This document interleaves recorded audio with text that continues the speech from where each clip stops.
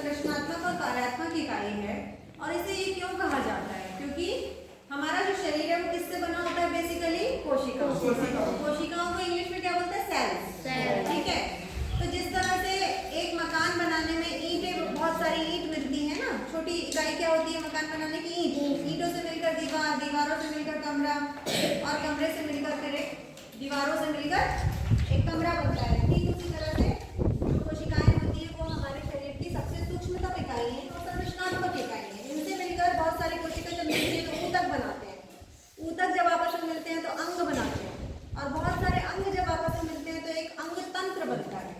ठीक है, जिसे हम नॉर्मल भाषा में कह सकते हैं, अगर अपने ऊपर इम्प्लीमेंट करके देखें तो हमारा जो शरीर है एक अंग तंत्र है, जिसमें बहुत सारे अंग हैं, जैसे हृदय है, वृक्क है, लंग्स हैं, और भी चीजें हैं ना। जैसे कि मान लीजिए हम श्वसन कर रहे हैं तो हमें वो काम कौन करेगा? फेफड़े करेंगे, है ना। अगर फिल्ट्रेशन हो रहा है हमारे बॉडी में, ब्लड का फिल्ट्रेशन हो रहा है तो कौन करेगा? किडनी करेगा। या फिर अगर ब्लड का सर्कुलेशन हो रहा है हमारी बॉडी में तो हार्ट करेगा, है ना। यदि हम लॉजिक काम करेंगे लॉजिकली तो वो कौन करेगा? ब्रेन करेगा। तो इस तरह से बहुत सारे अंग मिलकर एक शरीर बनाते हैं। अगर इनमें से एक भी अंग गड़बड़ हो जाए या काम करना बंद कर दे या प्रेजेंट ना हो तो क्या हम जीवित रह पाएंगे? नहीं रह पाएंगे। इसीलिए कोशिका को संरचनात्मक कार्यात्मक इकाई कहते हैं।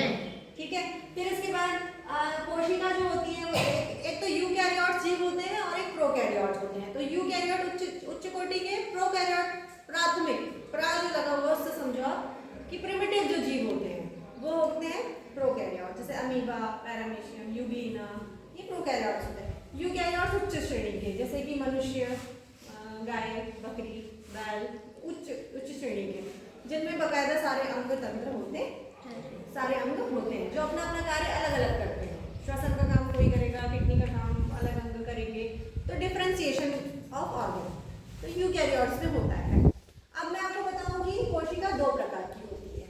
ठीक है, एक जंतु कोशिका, एक पादप कोशिका। वहां देखो ये मैंने जो डायग्राम बनाया है वो कौन सा है? जंतु कोशिका है। अब मैं इन दोनों का नाम से पता चलता है। जंतु कोशिका किसमें पाई जाएगी? जंतुओं में। पादप कोशिका किसमें पाई जाएगी? पादपों में। तो मैं आपको इन दोनों का डिफरेंशिएशन बताती हूँ और इनके अंग बताती हूँ। ठीक है, तो जैसे जंतु कोशिका बनी हुई है, दोनों में सेल मेम्ब्रेन तो रहती है। ठीक है, झिल्ली, कोशिका झिल्ली दोनों में रहती है। अगर हम इसको मान लें जंतु कोशिका और इसको बना लेते हैं पादप कोशिका। ठीक है, तो मेम्ब्रेन दोनों में रहेगी, लेकिन इसमें जो पादप कोशिका है उसमें क्या रहेगी? सेल वॉल रहेगी। क्या रहती है? Cell wall. ये देखिए, ये बना दो, ये बन गई। ये क्या है? Cell wall. ये इसको बोलेंगे कोशिका भित्ति, और ये है कोशिका झिल्ली या सेल मेम्ब्रेन। ठीक है, इसको हम बोल सकते हैं कोशिका, हिंदी में क्या बोलेंगे? कोशिका भित्ति, मतलब एक दीवार। ये नाजुक होती है, झिल्ली होती है ना, वो नाजुक होती है। इसके ऊपर और एक कवर लगा दिया, वॉल बना दी तो होंगे नहीं। तो पादप कोशिका की बात करें, जंतु कोशिका में केवल कोशिका झिल्ली होती है, मतलब सेल मेम्ब्रेन होती है। ठीक है, अब इसमें ऑर्गन्स आप देखो, ऊपर सबसे पहले तो एक केंद्रक दोनों में पाया जाता है, केंद्रिका होती है अंदर, दोनों में पाई जाती है। ठीक है, ये दोनों में पाई जा रही है, केंद्रक और ये केंद्रिका वहां पर बना हुआ भी है। ठीक है, अब यहाँ पर गोल्गी मॉड्यूल, इसमें सबसे पहले तो साइटोप्लाज्म भरा होता है। क्या भरा होता है? जो कि सारे जो अंग किसके अंदर है ना, उनको वो बेस प्रदान करता है। चिपचिपा और लिसलिसा ये द्रव होता है जो कि इसके अंदर जो अंग होते हैं वो उनको बेस प्रदान करता है, आधार प्रदान करता है, तभी तो रह पाएंगे ना वहां पर।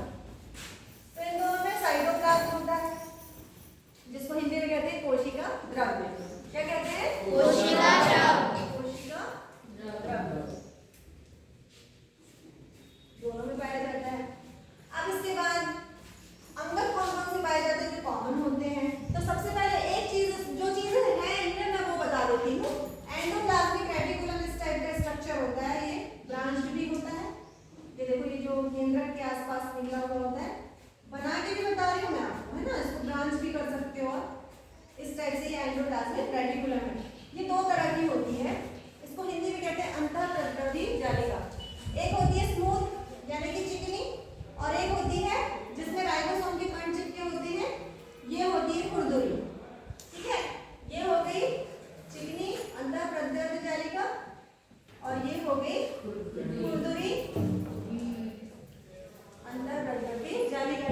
हम दानेदार बोल सकते हैं, उसमें मैंने दानेदार भी लिखा है, ठीक है।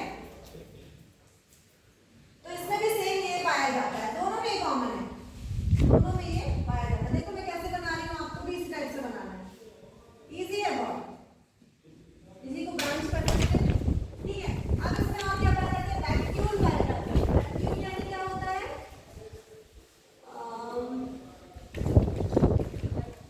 रिक्तिका, हिंदी में बोलते हैं उसको रिक्तिका। तो जंतु कोशिका में रिक्तिका जो होती है वो छोटी छोटी होती है और ऐसी फैली हुई होती है, कहीं पर भी पाई जाती है, ठीक है। ये है रिक्तिका। अंतर बता दूं मैं दोनों का, हाँ।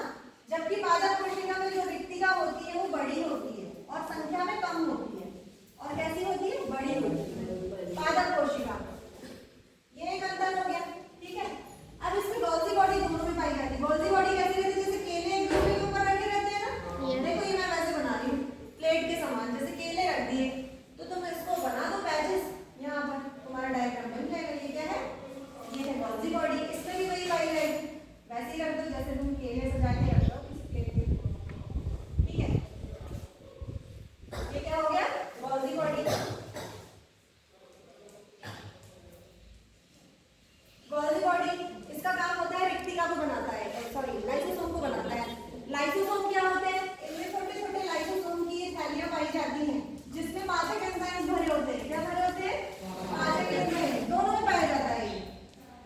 इनका काम क्या होता है, लाइसोसोम का काम क्या होता है, अगर कोई बाहर की हानिकारक बैक्टीरिया सूक्ष्मजीव हमारे शरीर में घुस जाते हैं तो ये उनका वहीं पर पाचन कर देते हैं, ये जो एंजाइम। लेकिन इनको लाइसोसोम को आत्महत्या की थैली भी कहते हैं। क्यों कहते हैं आत्महत्या की थैली, क्योंकि अगर कभी दुर्घटना होती है या किसी बाहरी आघात हमको लगता है तो ये जो लाइसोसोम की थैलियां होती हैं हमारी बॉडी में ही फट जाती है। अगर वो थैली फट गई तो पाचक एंजाइम हमारी बॉडी में बाहर आ जाते हैं, बॉडी में बाहर आ जाते हैं और वो हमारे ही अंगों का पाचन कर डालते हैं और हम मर जाते हैं। इसीलिए इसको क्या कहते हैं, आत्महत्या की थैली, इंग्लिश में बोलते हैं सुसाइडल बैग, सुसाइडल बैग। अब ये हो गया लाइसोसोम। अब इसमें और क्या पाया जाता है, माइटोकॉन्ड्रिया। माइटोकॉन्ड्रिया को बोलते हैं पावर हाउस, कोशिका का पावर हाउस या शक्ति ग्रह हिंदी में। क्योंकि इसका काम क्या होता है, जब हमको एनर्जी की जरूरत होती है, जब हम लंबे समय से खाना नहीं खा पाते हैं या कोई उपवास होता है, हमें एनर्जी की जरूरत होती है, हम ज्यादा काम कर लेते हैं, तो उस टाइम माइटोकॉन्ड्रिया ही एटीपी को तोड़कर एडीपी और ऊर्जा मुक्त करती है और यही ऊर्जा हम उपयोग करते हैं। इसीलिए इसको क्या कहते हैं, ऊर्जा ग्रह, क्योंकि इसका काम क्या है, ऊर्जा का निर्माण करना हमारे लिए, ठीक है। अब इसकी